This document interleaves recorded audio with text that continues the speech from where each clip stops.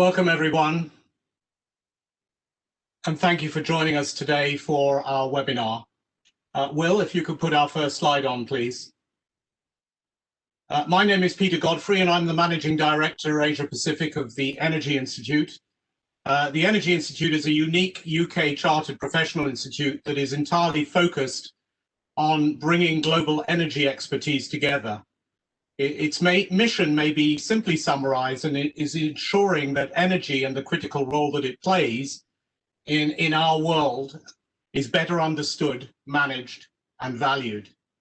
The EI spans the world of energy from conventional oil and gas to the most innovative, renewable, and energy-efficient technologies by gathering, sharing essential knowledge about energy, the skills that are needed to make energy work sustainably, and good practice needed to keep it safe and secure. And as an independent, not-for-profit, safe-for-purpose organization, we tend to work with industry, academia, policymakers to bring new views as to where energy, the energy transition, new technologies related to energy, and global good practice all come together. So do please take a look at the OCR code, make a scan if you haven't done it before, take a look at our website and learn more about what we actually do as an institute. Today's webinar is entitled The Future of Shipping, Disruptive Technological Landscape, which will focus on developments in the fields of improved data capture and analysis, additive manufacturing, artificial intelligence, cybersecurity, amongst others, which all present unique opportunities for the shipping industry and its development going forwards. But before we start, may we move on to the next slide, please? Let me just start with saying a few points about webinar housekeeping. Next slide, please, Will. Thank you. The webinar will last for an hour. We do have a little bit of an overlap, but we would like to try and finish reasonably promptly on time. And we will obviously allow for some time thereafter if there are additional questions and answers to be asked. The webinar is being recorded. All participant lines will be muted throughout the webinar, but you are all very welcome to ask Q&A through the Q&A box that you will find on the bottom right-hand side of your screen. And may I ask you also to complete the post-site webinar survey at the end, because obviously that gives us input in terms of what we want to look at for the future and how we run our webinars. Next slide, please, Will. The world today has gone through extraordinary and unprecedented change and continues to do so and will continue to do so past COVID. For the energy industry, which I represent, there are great challenges that are around. And of course, shipping represents one of the areas, not only from an energy perspective, but from the perspective of the fact that it represents 80% of our global trade, as being a very important area for us to consider. And what we have been doing with the help of Lloyd's Register has been put together a series of webinars, of which we've run the first two.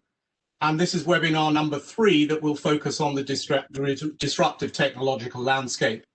The first two concentrated on future fuels and infrastructure readiness. The second was investment with a very good group of senior financiers involved, which happened a couple of months ago. Today, as I say, we'll be looking at disruptive technology.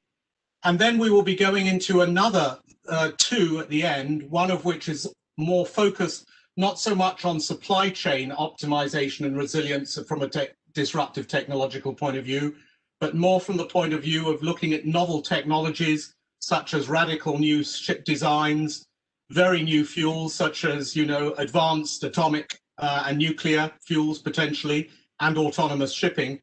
And then finally, we'll be putting a webinar together which brings all stakeholders together to try and bring this whole series of the future of shipping to some sort of a conclusion and a way ahead. Next slide, please. So the final part will be, as I say, community readiness, that will hopefully bring together all the aspects that you see on the screen right now, from supply, market and customer demand perspective of shipping, right the way through technologies, infrastructure, onshore and offshore, regulatory issues, institutional issues, and obviously finance as being very important. So quite a lot to discuss, and today we are very fortunate to have a great panel to discuss the topic that we have in mind today.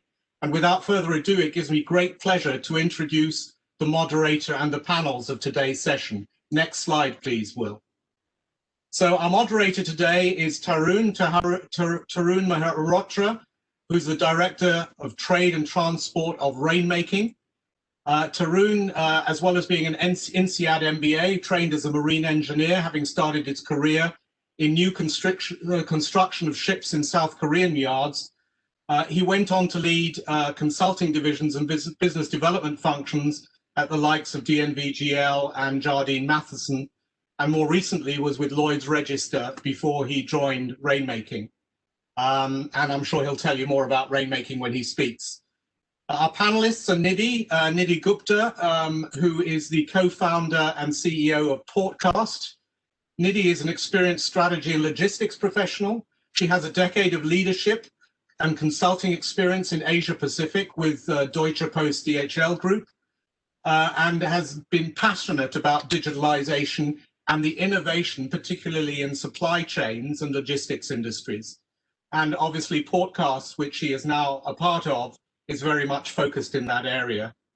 We will then move on to Haakon Elkchair, who is the head of venture for Wilhelmsen, concentrating on 3D printing and open innovation. And he's passionate about innovation and transformation, particularly bringing innovative products and solutions to the maritime industry. And in so doing is now very much focused on 3D printing and basically disrupting the supply chain of marine parts using 3D printing. So I'm sure he'll tell us a lot about that. We will then move on to Andy Yeoman, who is the CEO and co-founder of Consiris from the UK. Andy is the driving force behind the first world's digital analytics platform for commercial insurance. And in so doing is bringing a whole new way of looking at insurance and risk management, which I'm sure you will find very interesting.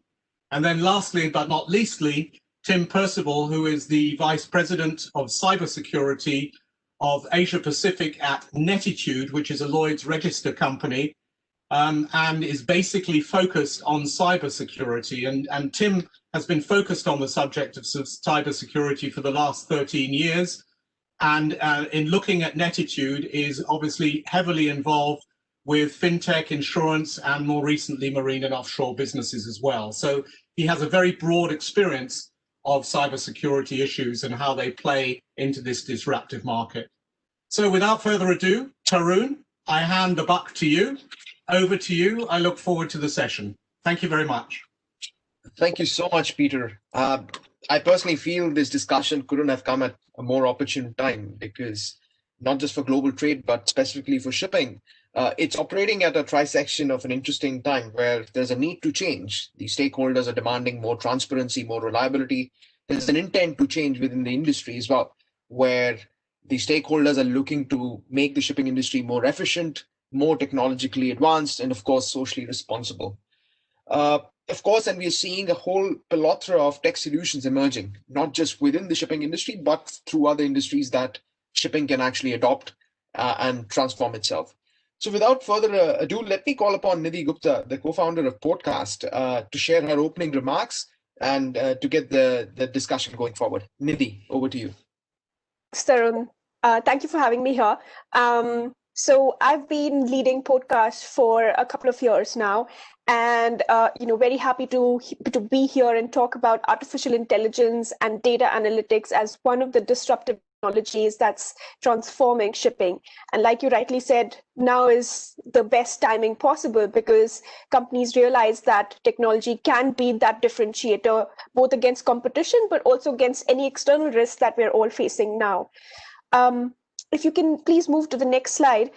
I think the three fundamental beliefs that we have related to logistics and why we started Portcast is one, because if you think about companies like Amazon or even Alibaba, they're fast transforming how logistics is seen. So they have strong last mile capabilities and they're really building those capabilities also for the upstream, so shipping and planes, cargo altogether. And this sort of brings the Amazon effect for manufacturers, and they're expecting more guaranteed delivery times, exception management, and dynamic visibility. And the key for logistics to be more efficient is far greater than just having bigger assets. And we believe that efficiency can also come through data, not just the internal data that companies and logistics already has, but also looking at what's happening externally. The good news is that there's tons of data already available, from satellite to understanding weather pattern, economic patterns, commodity prices, and so on. The challenge is how it can all come together and then start making meaning. And that's where we believe artificial intelligence can really transform the space. So if we move to the next slide, please. So what happens in terms of data today? I think the key problem is that even today, when we look at shipping a container from point A to point B, there is a lot of static data that companies have to rely on. The ship that the container can be on can constantly change because shipping companies are still changing those plans last minute. The ship itself can change schedules. Blank sailing, skipped ports are a constant thing that we've seen, even more so this year due to COVID. So that data is delayed. And you can't really rely on the static data or the original promise of the shipping company. There is a lot of external risks that are happening, from weather, typhoons, cyclones, to congestion at different ports, to the route of the ship itself being different. So all of this data, which is where we're still relying on static data, and we have delayed, missing, and still historical data, is really creating last-minute planning, lots of firefighting, and inefficiencies in the supply chain. If you can move on to the next slide. So what this means for every single party in the supply chain, be it the shipper, the port, the shipping company itself, the carrier itself, or the logistics company, all of those parties are facing challenges in terms of firefighting. So that impacts their productivity, a lot of manual follow-ups. For every single container, it was estimated about 60 emails being sent back and forth. So that's the amount of time that we're spending on just chasing what's happening to the cargo and just getting it safely across from point A to point B. All of this also has a massive impact in terms of supply chain costs, be it late arrival leading to port charges, detention demurrage, or buffer stock being set up at the downstream, expediting of air freight, and so on. But all of this also has an impact in terms of how it impacts our customers. For each of those stakeholders in the supply chain, it's ultimately about customer retention, and it's about how we can improve the customer service. But if that cargo is late, if it's not managed properly, if the data is not managed in time, that leads to customer churn eventually. So that's quantified as almost a $30 billion loss for the industry, for the container shipping industry globally. So that's where Podcast comes in. If you can move to the next slide, please. We built an enterprise SaaS software, which basically takes that static data, but then augments it with various external risks and uses machine learning to start making it more predictive and intelligent. And that builds dynamic forecasts of how much cargo is moving between any two ports and when that cargo is actually arriving. And that's the power of combining that internal with the external data. It becomes more accurate. It's provided at higher frequency at a click of a button, and it's very granular right down to a container level. And all this can be done on an enterprise secure infrastructure. And these kind of technologies, which allow advanced data sets and AI to come in, that's where shipping can start behaving like other industries, be it airlines or even financial markets. If you can move to the next slide, please. So what really happens, if we try to break down AI into a very simple meaning for someone who's a user, who's looking at the container shipping industry day to day, it's basically about taking all of that external data sets, like I mentioned, data from the shipping companies, from ports, economic patterns, commodity prices, currencies, PMI, GDP growth, all of that, which is defining how trade is going to move between any two countries, along with satellite data and weather data, combining it together with artificial intelligence algorithms, and then finding patterns with the historical data. So what really typically happens around a Chinese New Year? What typically happens at a port, which counts to congestion at the port? So that's what the machine learning starts doing, and that's where the algorithms start giving us more accurate information on the volumes and the arrival times of cargo. If you can move to the next slide, please. This, from my perspective, is even more important today with what's happening in the external environment. So not just COVID-19, which has already shown us the importance of having resilience in the supply chain, but even before that, we've seen lots of situations where we've had cyclones, let's say near the Panama Canal, which impacts how the cargo moves, congestion at different ports, and all of that leading to not just costs and lead times being impacted, but also CO2 emissions with ships waiting, trucks waiting, and cargo not being delivered just in time. We've had other incidents like the port explosion at Beirut, or the trade disputes between countries, which can impact how cargo is moving. And all of this external disruption just makes it more important that we start thinking about supply chain resilience and how disruptive technology like AI could help in terms of getting that supply chain to be more resilient. So a couple of examples that I can showcase what this technology can do. On the next slide, the first being an operational thing. So if there is cargo that's moved from one ship to another due to operational changes by a shipping company, what AI can do is actually give that predictive information and help save time, cost, and CO2 emissions. The same scenario for an external situation. So if you move to the next slide, again, I mentioned the port blasts at Beirut. If ships can be seen to be moving away from the Beirut port, which were supposed to go there, that can define how it's going to change the schedules and how early that ship would arrive at the next port and have a knock-on impact on the ports after that. All of this starts becoming very important for every single party in the supply chain. And that brings me to the last point that I'd like to just make here. If you move to the next slide, please. I see disruptive technology as just starting to create a collaborative decision-making ecosystem. So, on the left side, it's really about how airlines and airports start creating that collaborative environment. And we can have the same in shipping, where it's the shipping company, the haulier, the logistics company, the shipper, all of them connected with a single source of truth and being able to act upon it, making the supply chain more collaborative. Thanks, Tarun. Thank you so much for that, Nidhi. Really interesting, especially when thinking about the resilience of supply chains and, of course, the reliability of supply chains. I want to sort of switch gears here and call upon Hakan, who's going to give his opening remarks on the rise of additive manufacturing and impact on shipping. Hakan, over to you. Thank you so much, Tarun, and thank you so much for having me. My name is Hakan Alashur, head of 3D printing in Wilhelmsen. Just before we dig into the specific slides, just a brief introduction to Wilhelmsen. Wilhelmsen is a Norwegian and global shipping company consisting of several companies. And I work in the Wilhelmsen Ship Service. And Wilhelmsen Ship Service today are serving 50% of the global merchant fleet, so approximately 27,000 vessels, delivering our products and services from 2,200 ports all around the world. And being in the industry for 160-year-old as a maritime company, we have quite strong supply know-how and strong maritime expertise. And knowing that spare parts is a big pain point for our customers. So that was when we 3 years back started exploring the technology, 3D printing, aiming to build a stronger and more resilient supply chain for maritime spare parts together with our partners. Next slide, please. And the reason why we started looking into 3D printing is that 3D printing was maturing in other industries, being heavily used in automotive, aerospace, aviation, etc. The technology is proven. So we were taking proven and existing technology into a new environment.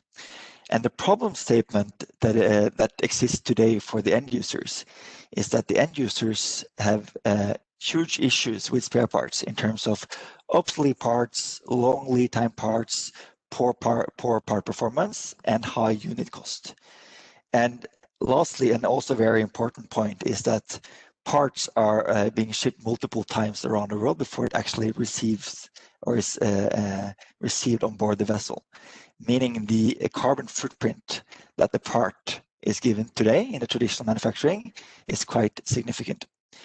If you look at the problem statement from a OEM point of view, so meaning the original equipment manufacturer, now for some reason my slide became gray, they are also struggling because firstly, they're under strong cost-cutting pressures as they need to stay competitive in today's environment.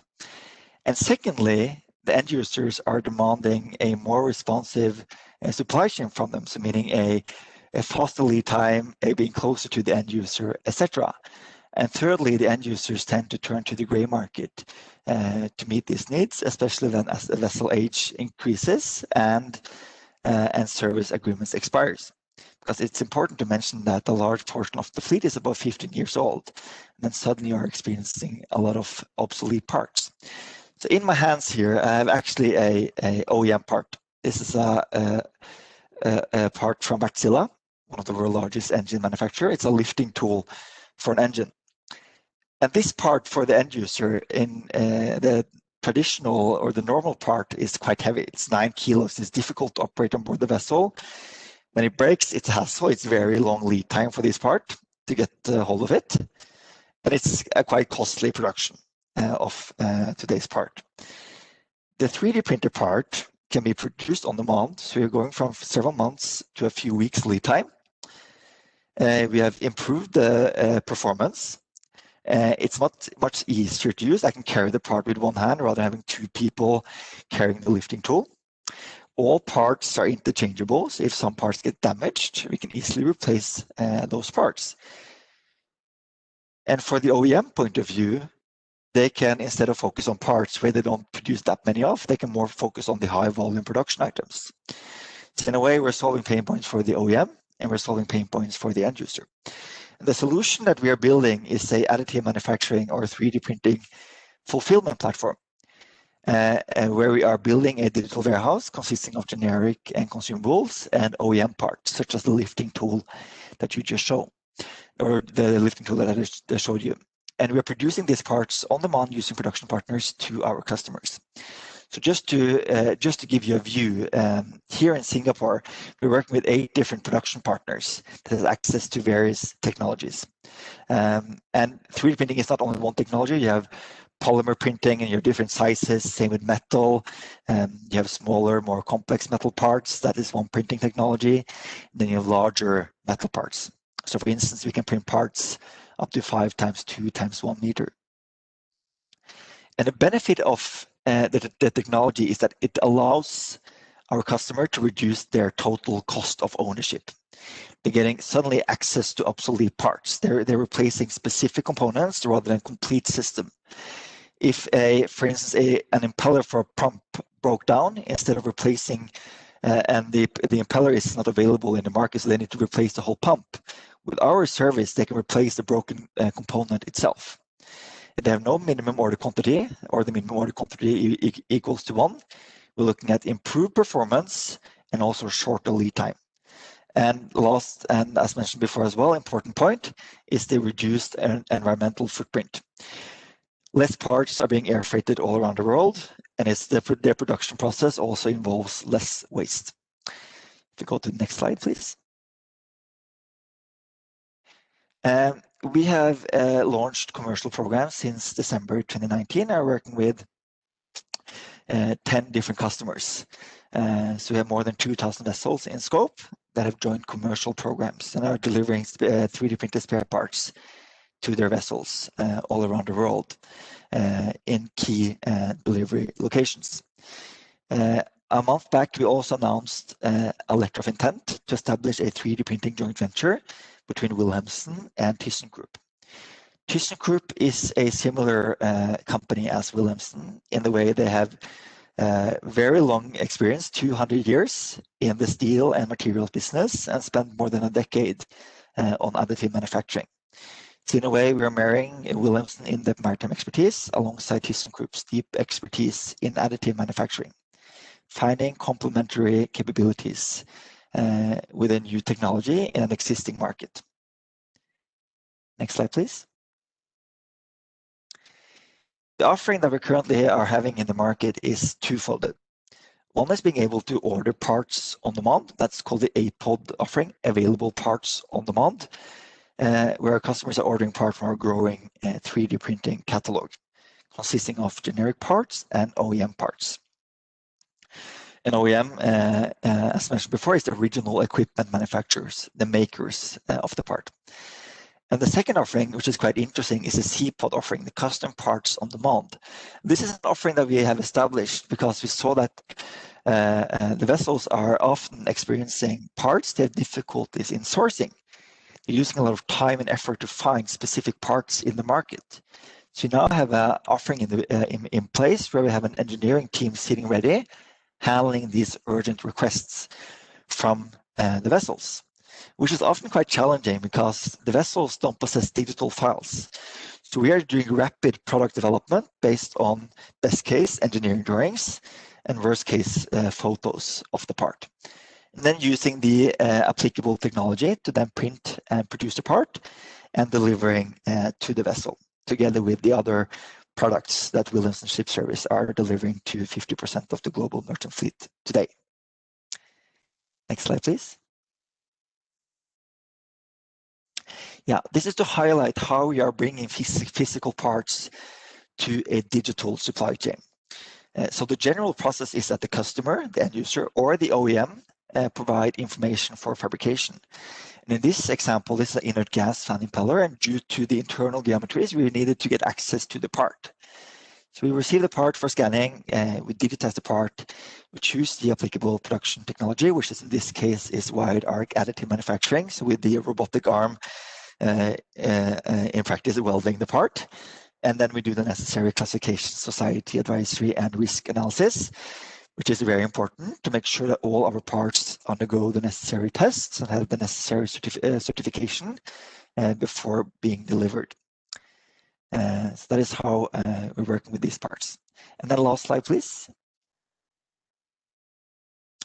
This is to highlight that working with new and disruptive technology, you need to establish a value co-creating environment. And we are actively working together with our customers and our partners in identifying and producing parts. So here you see several use cases. You see some ventilation louvers, which is a part that is frequently corroding on board the vessel. There's a lot of maintenance and hassle, and the customer asks if we can print in polymer. Yes, we can. We have the hydraulic valve block, where we have reduced the mass or the material used for the part with 83%, improved flow efficiency, and also reduced lead time from months to weeks. Flexible impeller for a pump, quite interesting part, as the original was deteriorating because of low pH level in the wastewater for a scrubber system, and we are then printing in polypropylene.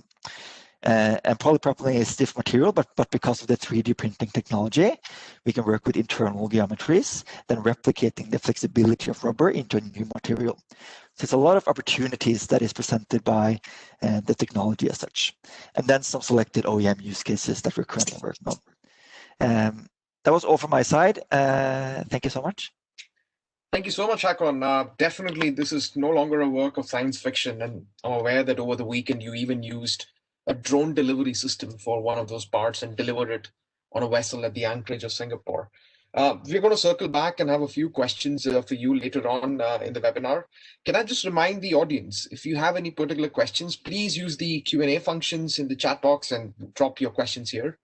As we move forward, let me call upon Andrew Yeoman, the co-founder of Convergence, where he's going to talk about how the impact of big data and AI and ML can be used to manage the risk, both the operational risk from an insurance perspective. Andy, floor is yours. Thank you, Taran. Good morning, good afternoon, everybody. Convergence is a company based out of London, as I was mentioned in the introduction, and we took on the interesting challenge of trying to change the way that marine insurance was written. That's not a small task, but one that we've done with a little bit of enthusiasm. And we believe that the reason we needed to do this was that ship owners and ship operators, if you go out and make investments in safety or energy efficiency or other matters, operation improvements, which would improve your insurance risk, this wasn't being reflected in the premiums that were being paid. So we wanted to make sure that all of those investments were being rewarded. Next slide, please. There's a market called the Internet of Things. The Internet of Things is essentially the sensors that are being mounted on vessels, on cargo and in ports to measure items which are important from an operating perspective. This can be as simple as where the vessel is. It can be as complex as how the engine is performing, and it can include information about condition of cargo, etc. The sensors themselves, these IoT devices, have been growing rapidly, and it's estimated that there are somewhere between 50 and 100 billion sensors now in the market, and this is growing on a year-on-year basis. What this has meant is that if we can get hold of this data, what was once known or unknowable can now be known.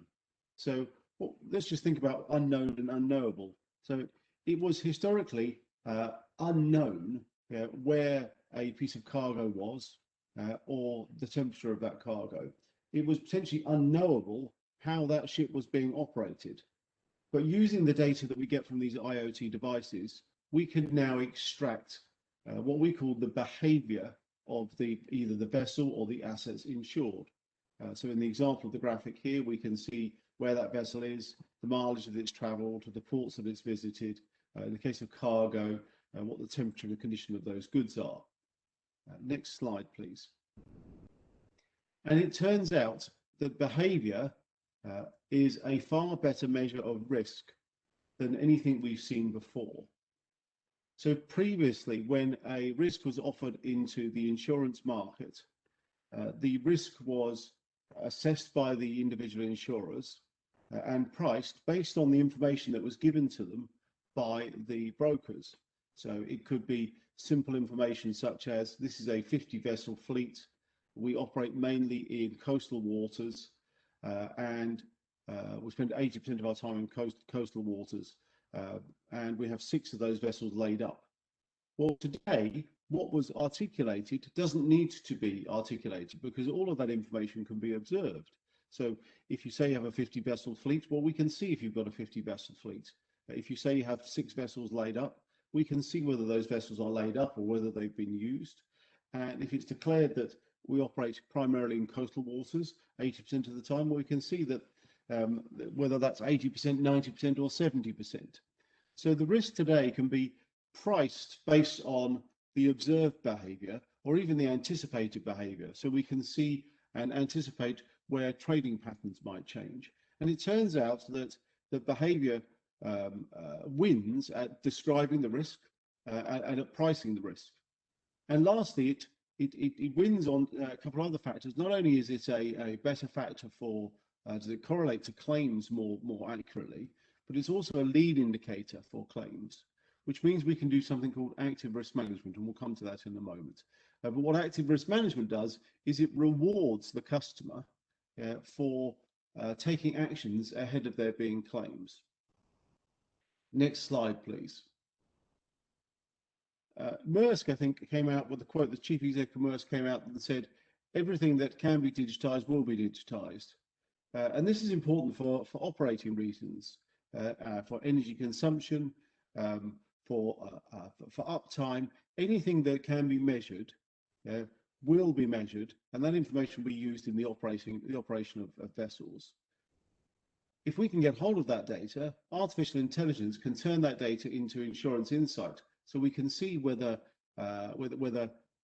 machinery uses is turning into insurance claims. So vessels that maybe that travel faster than the average speed may be more likely to have machinery claims. You know, vessels that are deep draft going into certain ports at certain times a year may be more likely to ground out than other vessels.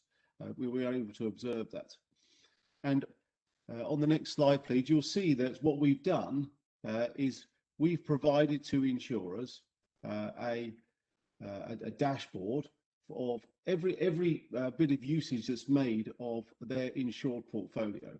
So simply by typing a vessel name in, or a location, or a port, or a fleet, or whatever, we can immediately tell the insurer everything about where that vessel is, how it's been performing, what cargo it has on board, and what the condition of that cargo is.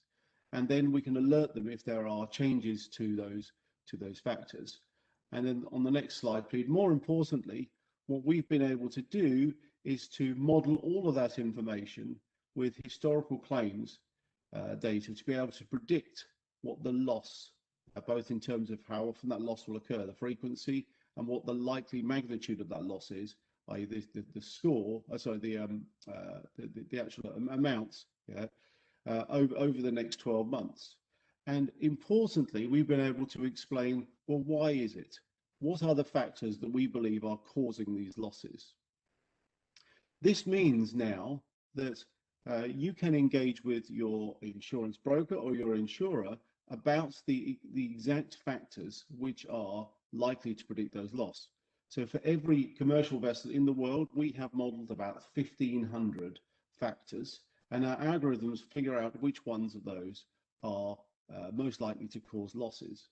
So when a broker sits down with you, they can explain to you, if I take this into this market, this is the data on which you're now going to be judged, and this is the information, these are the specific factors which they believe will be predicting losses.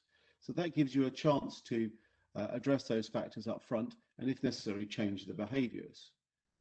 Next slide, please. Earlier, I mentioned something called active risk management. And active risk management is a new concept in the market. And through Quest, our platform, we are joining up the investments that you as a shipping industry have been making in operational improvements and in safety and in fuel efficiency with the information that goes to an insurer. So active risk management is about the system saying that you are behaving like a risk. So you may be heading into a port where we've seen, for vessels of your class and age, we have seen a substantial number of claims. And we can tell you what the factors are that predict those claims. And by bringing together the insurer's interests and the shipper's interests, we're able to actually give you that information in advance and hopefully head off the claims. And that could be either at a vessel level or a cargo level. So it could be, for example, as simple as we can see that the temperature of the goods in a given container is starting to rise, and we believe that that will cause a loss of those goods. And it could be because the reefer or the power supply on that unit is failing. So that can be communicated to the vessel, and action can be taken. So that insurance risk and operational risk through this data are now joined up and can be acted on in unison. As I mentioned at the beginning, this is something that's been going for a while now, and on the next slide we have now something like 20 to 25 of the world's biggest insurers and brokers now using this product on a daily basis to try and make the world both a safer place and a cheaper place to insure. Tarun, thank you. Thank you so much, Andy. Definitely a lot of food for thought, especially as we are going through a massive spike in connectivity, both from between silos and between various stakeholders of the industry and the ship-to-shore connectivity. And because of this connectivity, what happens is we are now introducing and are faced with a new kind of risk, the cyber risk. So let me call upon Tim Percival from Nettitude Lloyd's Register to share his view on how the cyber risk picture is changing in the shipping industry. Tim. Thanks a lot, Tarun. So yeah, as Peter said at the start of the call, so my role is essentially focusing on cybersecurity within Nettitude's business. I'm based in Singapore. I've been here for a few months now, and it's very much about trying to drive cybersecurity that's consistent with the other areas of our organisation, which I'll touch on shortly, as well as promoting a number of different services into the marine and offshore industry, which is seeing a lot of focus at the moment. So next slide. So I'm just going to plug Nettitude a little bit here. So, you know, cybersecurity means lots of things to different people. And it's worth saying I'm not a cybersecurity expert. I think it's difficult for anybody to say that they're a cybersecurity expert because it's such a broad subject matter. So really what the Nettitude do, so we're a cybersecurity and risk management business. We're essentially a global organization. We started out in the UK back in 2003. We grew into the Americas 4 or 5 years later. And we recently, within the last 18 to 24 months, opened the office in Singapore. And obviously from here, we're kind of covering that APAC region. So we were acquired by Lloyd's Register in March 2018. Obviously, Lloyd's are involved in these webinars. They're very much a true global organisation with some 200 plus offices around 90 countries around the world. So it gives us the opportunity to really cover all corners of the globe and try to deliver some of the sort of key services that we promote to our clients. So a big part of what we do, which is something that organisations are still, still looking to do, and some organisations have yet to do it, is to deliver some form of assurance exercise. So penetration testing, vulnerability assessments, etc., is something that I recommend that a number of organisations still need to think about doing. There is different levels of regulation in different industries that try and promote for organisations to do that, and we are part of some of those organisations of people like Crest. Advisory, again, is also important because that's not just about compliance and ticking a box, which historically the shipping industry has probably been a little bit guilty of. But I do think that there is an appetite to try and evolve that approach. So that does bring in things like compliance, but it also thinks about things like strategy as well, in terms of trying to have some form of holistic strategy in place to try and minimise the risk of being compromised by various different threat actors, which then feeds quite well into threat intelligence and SOC services. So I would imagine that a lot of organisations don't really understand what their threat landscape looks like. Have they ever conducted some form of threat intelligence to understand, who are my likely attack vectors, or which type of organisations might want to try and compromise me? Which then feeds into SOC services, whereby the SOC layer or the SOC capability provides an additional level of security, defense in depth, which ultimately allows organisations to try and see if they've been compromised, then what can they do about it before they end up in the scenario of the data being stolen and sold on the internet, etc.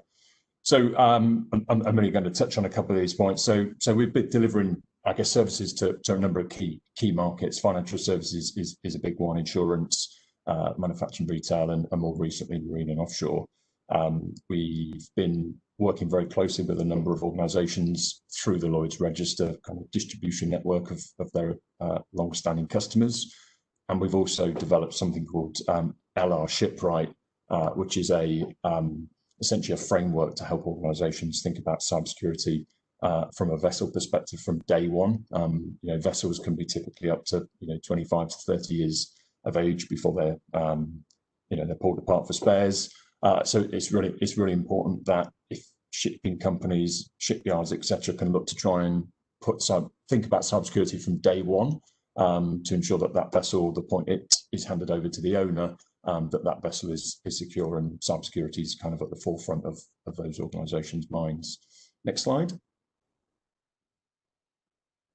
So it's very difficult to bear in mind the world we're currently living in to not talk about COVID-19 and the impact that has.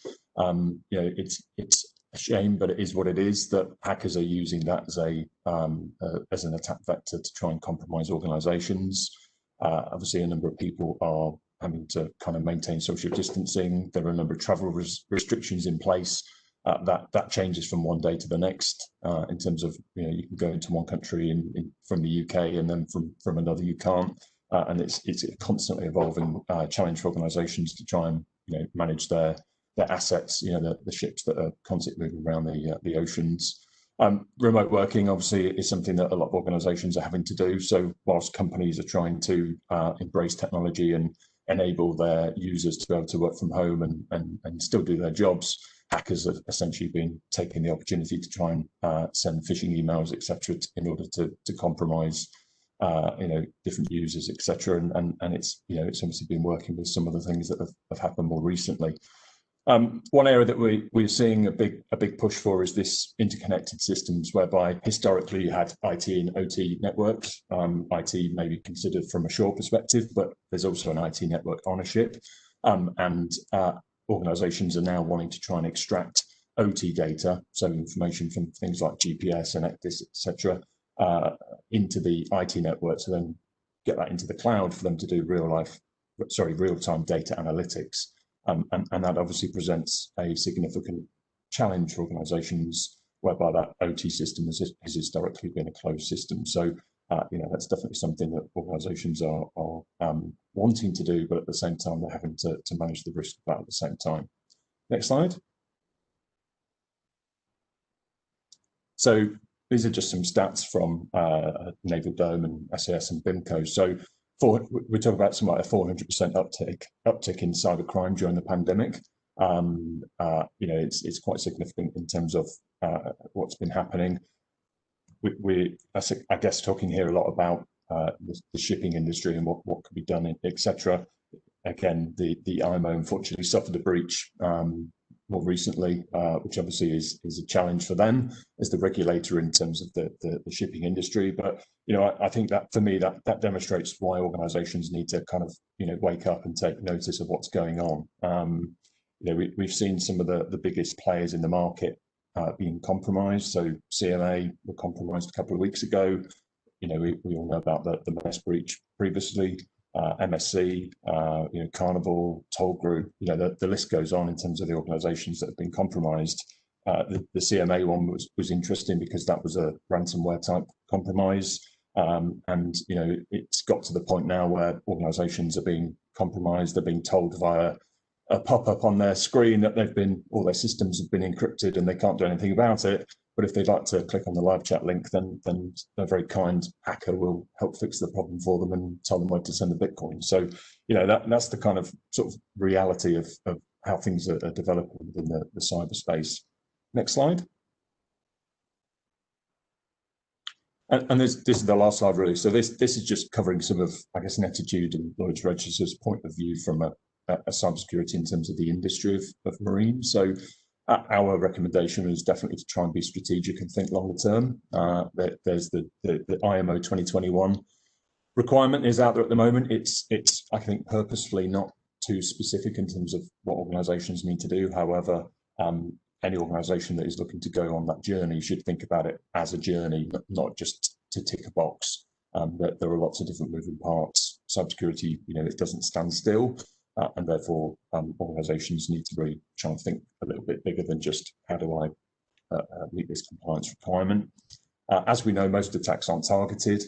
Any organisation that says, "Oh, it's okay, it's not going to happen to me because people don't know who I am," or they're not looking to target my organisation, that's sort of fundamentally flawed as a thought process. But most hacks that happen aren't targeted.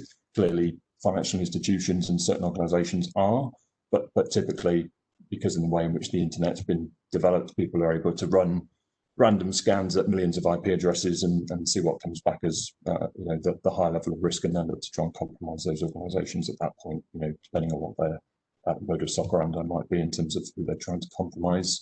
I've touched on the IT-OT convergence, so manufacturers play a critical role within that in terms of trying to develop their systems. And I think the other thing as well is just to say, train your users. I think not enough organisations are focusing on security awareness training. It's relatively simple to deliver, and organisations like ourselves can help in terms of what that could look like in terms of either a syllabus or the content. But it's really important to keep reminding employees of what to do and what not to do. And from a shipping perspective, that could be things like, don't plug your iPhone charger into an ECDIS within an OT environment, because if you've been in an environment and downloaded unknowingly some malware to that device, you could easily then download that onto an OT system, which could have significant operational impact. So it's really important that organisations continue to develop their employees to be a little bit more aware of what's going on. And the last point really is just really about manufacturers and trying to build cybersecurity into the product life cycle. So we know that in the IT industry that the McAfees of the world and Palo Alto and those types of organizations have got billions of dollars available to do software patching and updates and all that sort of thing, whereas in the OT industry they don't have those types of budgets. But I do think that they can think about how they can develop their technologies to be a little bit more cyber ready in order to try and help protect their customers as much as possible. Thank you very much. Thank you so much, Tim, for that. May I request all the panelists to switch on the cameras as well? Yeah, you can move past that slide. Yep.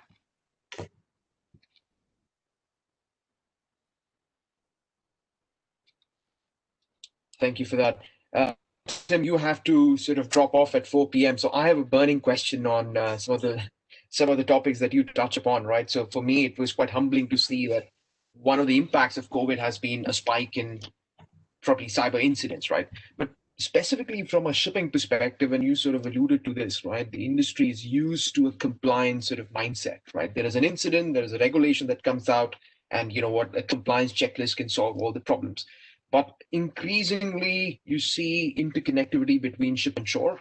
Increasingly, big data is going to be deployed. So in your view, how can shipping executives think about cyber risk while sort of growing their organizations, right? So as to sort of steer away from a compliance mindset. Yeah, sure. Yeah. So I think there's two elements to it really. So I think that I think organizations should be looking at it from two angles. They've got the existing fleet, which is something that's typically been around for a number of years. It is complex because when we have a number of conversations with different organizations, typically the response is IT, we're fine, we understand it. OT, we just don't understand what's there, how it's connected, any backdoors that might be in place, what third parties do in terms of accessing different systems. So I think that there's the sort of two schools of thought should be think about the existing fleet and what you can do from a sort of sampling perspective in order to try and think about that cybersecurity approach. The IMO piece, as much as it is fairly non-prescriptive, it's still a really good starting point for organisations to understand their risk because it links back to the safety management system. I think a lot of this is based around policy, but it's also about doing some of the simple things like risk assessments, penetration testing, and security awareness training. And then the second point I would say is for any new builds. So I would say that the focus there should be on things like shipwright, whereby we're able to essentially approve and certify a new build vessel to be cyber ready from day one. Right. Thanks for that. I mean, that's definitely interesting, right? So as newer assets come into the supply chain, they can be probably not ahead of the curve, but at least be at the cutting edge of where the technology fabric is today. With that, let me call upon Nidhi as well, because you touch upon a very important point. Ultimately, shipping exists as sort of a trade facilitator, the global trade facilitator, right? And you mentioned about increasing and complex customer expectations, right? So from a reliability perspective, how do you see our journey as a shipping industry, as a global maritime logistics industry, that AI can actually help us improve the reliability, right? Today, we are just probably scratching the surface. So probably 5 to 10 years down the line, where do you see the industry moving forward? I think we should kind of take analogy from other industries similar to shipping, like, passenger airlines, for example. So when we take an airline, we know when we're flying what the promised arrival time is for the airline. When we're getting onto the plane, we know how late it is and how likely, what's the impact going to be on the arrival time, and is the connection after that, if we have a connecting flight after that, what's going to be impact on that. So it's all real-time information which is dynamically changing. Imagine goods which are hundreds of millions of dollars which are being sent across the world. We don't have that kind of reliability. We're still depending on static data. So I think it's a must-have. It's kind of a given now, and Amazon has kind of set those expectations with groceries and other things that we're getting home delivered, that we can see them at on our phone, and we can know where that particular courier is and when it's going to arrive. So that expectation is moving towards upstream, and we want that from shipping. Especially, I mean, it's all related, right? So if e-commerce is increasing, more containerized cargo is increasing. So we can't get our goods at home if the cargo is late at the ship, or we would just have to invest in massive downstream stock, and that kind of changes the whole trade balance and supply chain cost. So I think it's going to be a must-have, definitely in the next couple of years, to have this reliability. And the next phase after that I see is reliability in terms of CO2 emissions, reliability in terms of being demanding on the carriers that, hey, you promised a certain scheduled reliability. If you don't deliver on it, there's going to be a penalty for it. So those kind of, sort of bound contracts, being able to have RFQs and negotiations which involve that data set to be transparently seen between parties. So I think that's where it's kind of headed. Yeah, thanks for that. And I think from my perspective, as the industry sort of evolves to try and meet the customer expectation, ultimately the old incentive structures of the industry have to change, right? Yeah, absolutely. And probably, let me call upon Hakon here, additive manufacturing as a technology has been adopted by some of the other industries, right? And here is a business model innovation that Williamson and ThyssenKrupp have been able to create a value proposition, ultimately to meet one of the customer expectations. So Hakon, specifically, how did you sort of start the journey to break the traditional incentive structure, break the traditional business model, while sort of trying to pilot the use case of additive manufacturing in Chile? It's a very good question. So I think, how did we came across 3D printing, and why did we start? I think we, as I'm part of an open innovation team in Wilhelmsen, we're always exploring different ideas, different technologies, and assessing the applicability towards the maritime industry. And we are asking ourselves 3 questions. And that is there demand? Is there actually someone that wants this solution? Are we solving a specific pain point? Is there value? Can we potentially earn money on this? Is there a potential business that we can build? And the last question is, can we do it? Do we have the means to do it? And for 3D printing, we saw clearly, yes, it is a demand. It's a pain point today. If we're able to produce parts on demand close to the point of need, you can solve several of the pain points I mentioned in my presentation.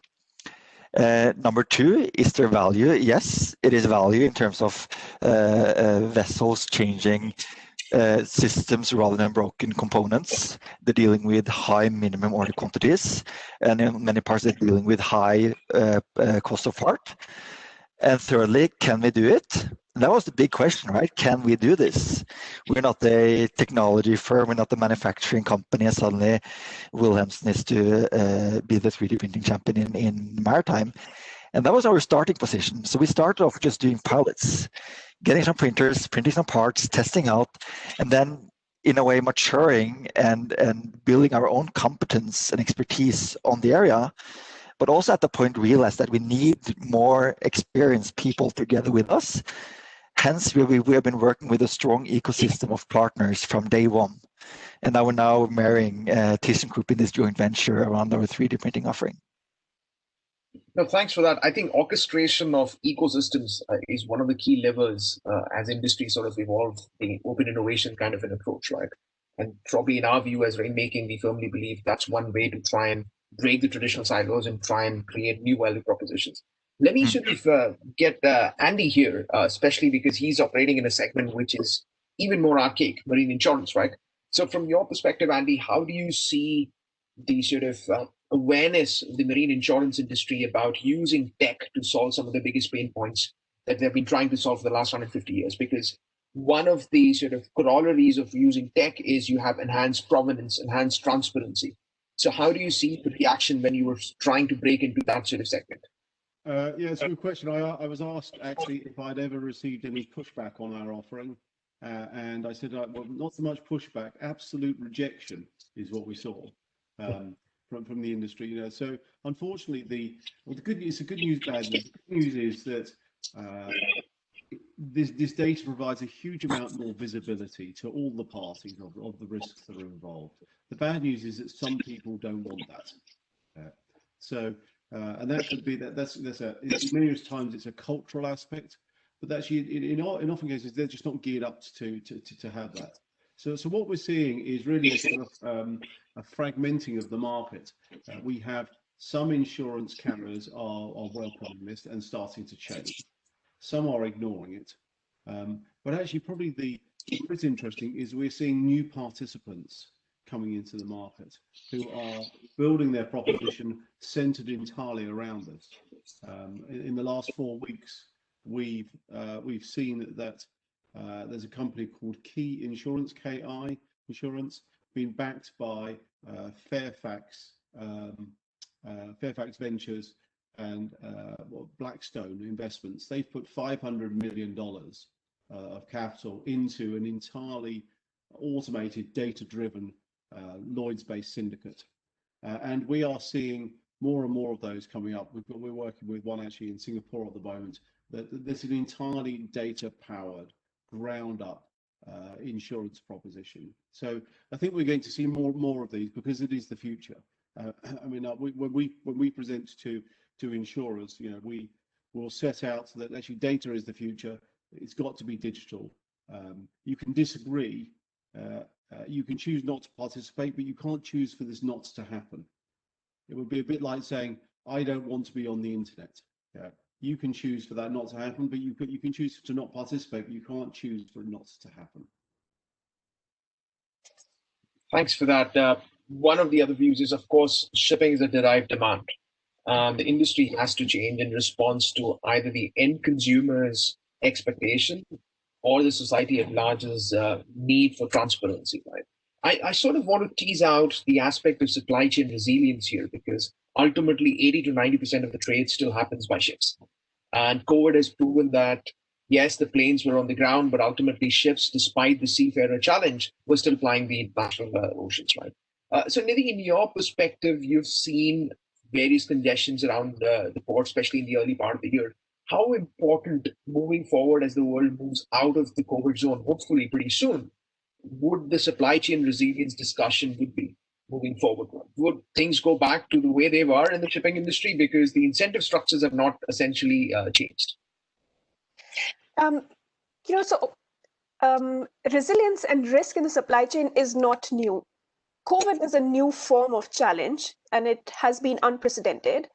But leaving that, there have been, numerous other risks that have caused, unreliability or lack of resilience in the supply chains. And I think I spoke about a few of those. So it could be the port blast at Beirut, which has nothing to do with COVID.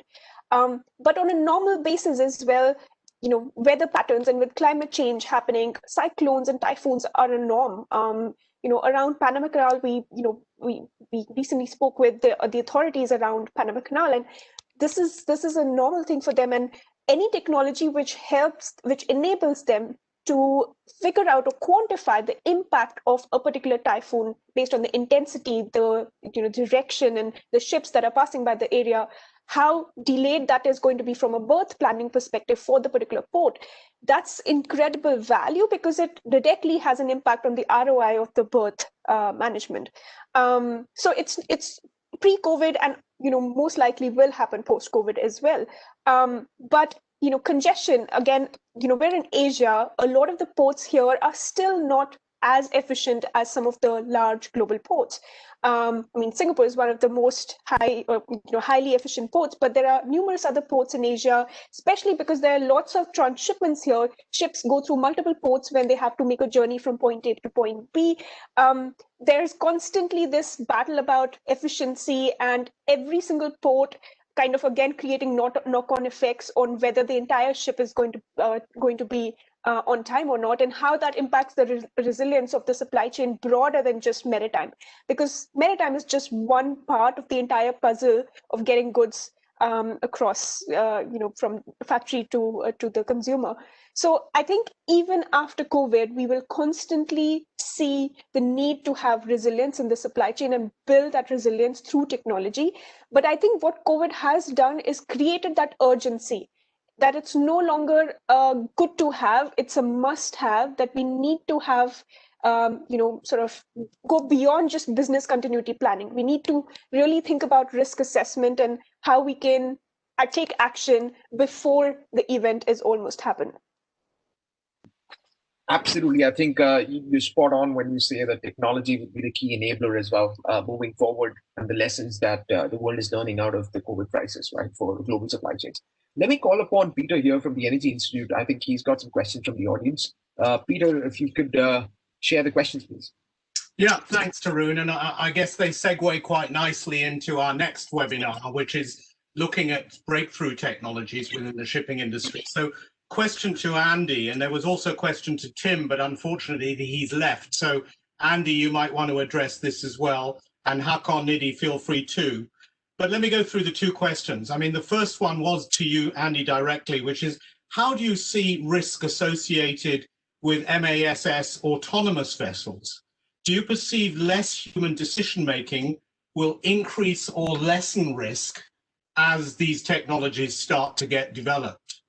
And I guess a similar question, looking at new builds, looking at radically new designs and new shipping, was addressed to Tim, which was really around saying it's very easy in a new build to build in cybersecurity, but how about retrofits? This is a much more of a challenge, and any patching up or updates may affect systems in unexpected ways. So it creates increased risk as opposed to minimize risk when you actually start trying to play around with existing old systems.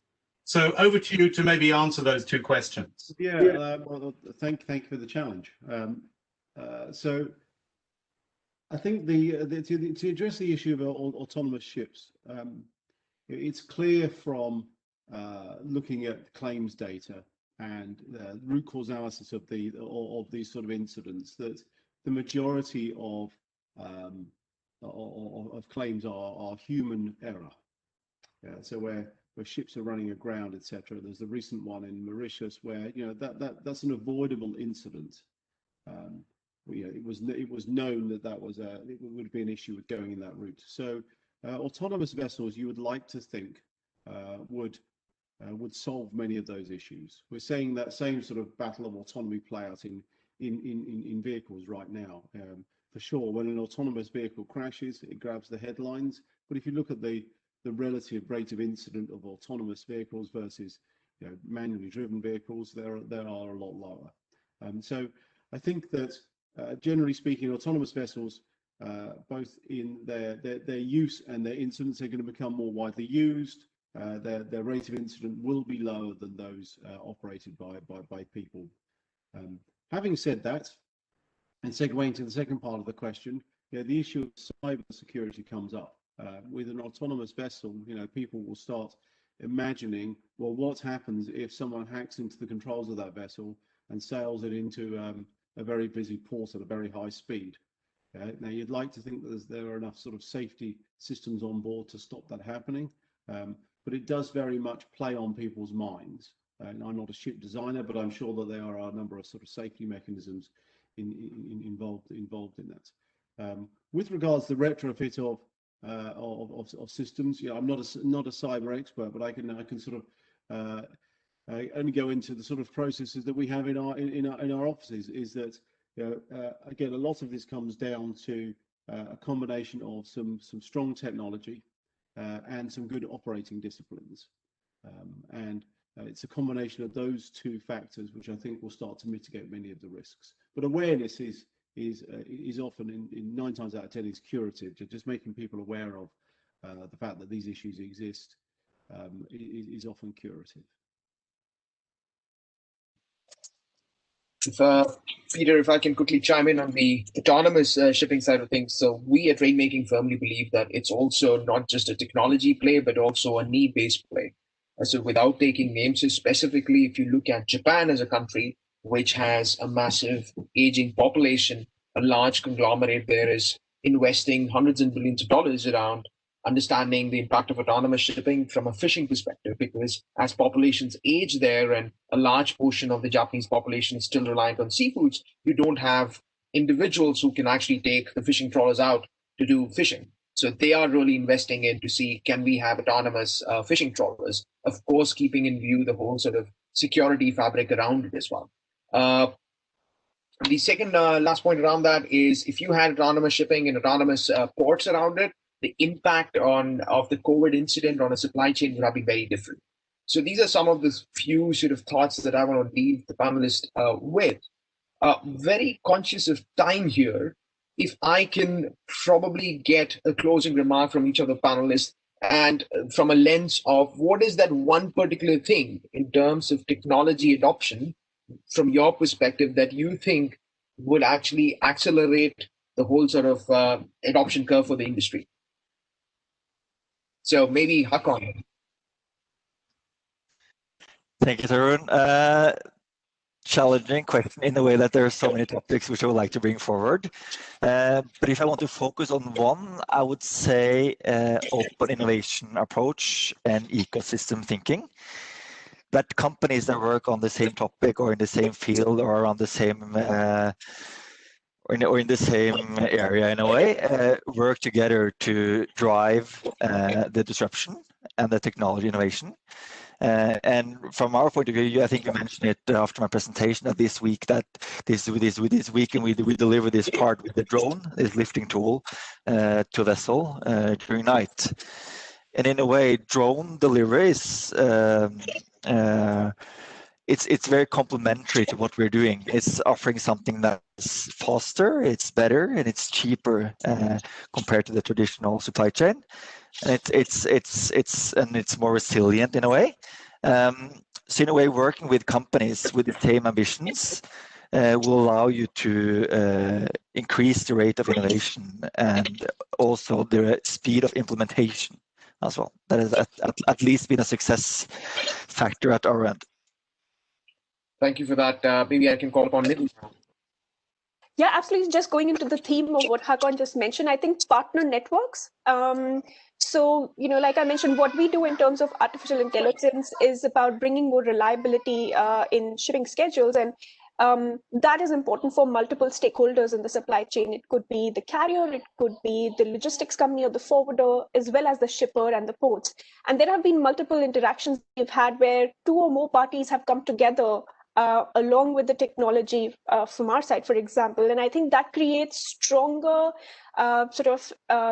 need and alignment in terms of what the technology should actually do and sort of underlines the use case and how ultimately it will add business to the business add value to the business bottom line. So I think those partner networks is really what I would say as well. Thanks for that, Nidhi. So partner networks, collaboration, open innovation. Andy, from your perspective, what would be that one thing that the industry really needs? Yeah, I think building on what Nidhi was saying is collaboration, sharing of data. It strikes me just listening to our presentations between myself and Nidhi is that much of the data that her firm is gathering, we're also gathering, which is also being gathered by a whole number of different parties. So I think that having sort of shared data and shared information assets, I think can only make the whole proposition and everyone's proposition stronger. Thank you for that. And definitely forums like these serve as an instigator of collaboration, hopefully. So with that, let me sort of hand it over back to Peter from the Energy Institute. Over to you, Peter. Thank you very much. And thanks to all the participants for taking part.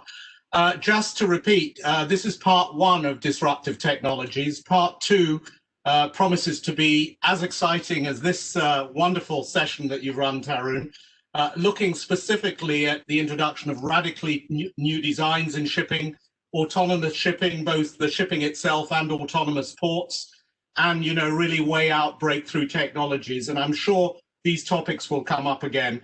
I'm hoping that session will be chaired by my dear friend Sanjay Kutan, who heads up the Singapore Maritime Institute. So it should be very exciting as and when we put it on fairly shortly. So thanks again. Thanks to Lloyd's Register for supporting this, and also Britcham Singapore. And I look forward to the next session. Thank you all and goodbye. Thank you. Thank you.